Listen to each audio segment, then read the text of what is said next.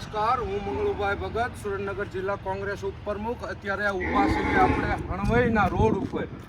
જે આ રોડ નગરપાલિકાએ ઉદ્યોગ માટે બનાવ્યો છે. અહીંયા એક પણ રેસિડેન્ટ નથી. લગભગ આ 3.5 થી 4 કિલોમીટરનો રોડ બનાવી અને નગરપાલિકે આ સિરામિક વાળાને સુપ્રત કર્યો છે. એનું કારણ શું છે કે નગરપાલિકાના પ્રમુખને આ 5-25 કારખાના છે એમને અંગત ફંડ આપ્યો છે. અંગત ફંડ આપી અને આ રોડ એમને મંજૂર કરાવ્યો છે રાતોરાત.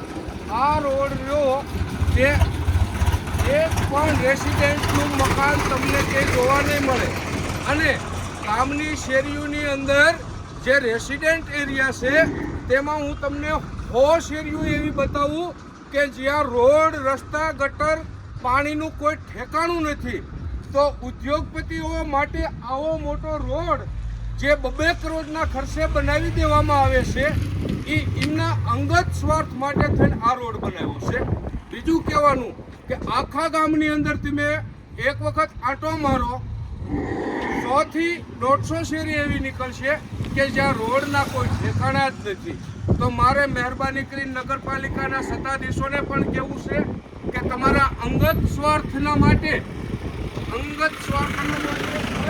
અને આવા ખોટા ખર્ચા કરવાનું બંધ કરો. ગામની વચ્ચે કેટલું કરવા જોગું છે એ કરો. આ તમારા કુંજા ભરવાનું બંધ કરી અને ખાસા લોકહિતના કામ છે એ કરો. બીજું કે હમણાં 2-4 દિવસ પહેલાં એક ઠેકાણે વિડીયો ઉતાર્યો.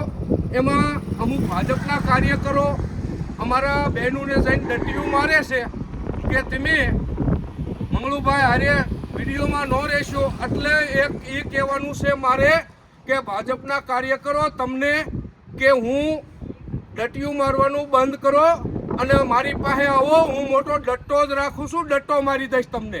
એટલે મહેરબાની કરી અને મારા કાર્યકરો અને મારા બહેનોને જે તકલીફ છે એના સામું જોવો. ડટીયું ડટ્ટાનું કામ તમે બીજું કરો. મને આવડે છે બધું, પણ હું એ કામ કરતો નથી. લોકહિતનું કામ મારું મંત્ર છે. જય હિન્દ, જય ભારત.